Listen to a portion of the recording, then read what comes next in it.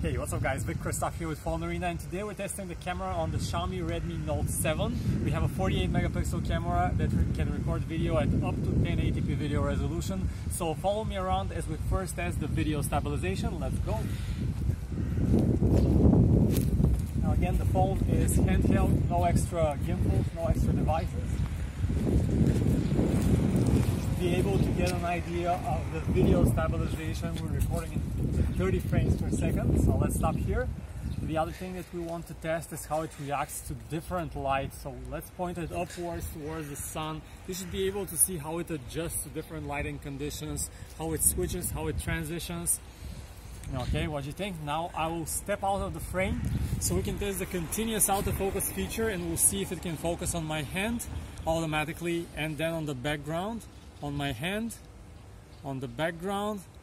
Let's see if it does it well, how much time it takes, how quick it is.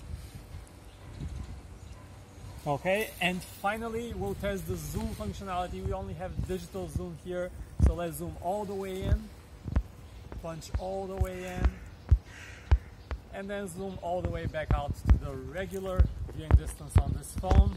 Thanks for watching this video, and I'll see you in the next one.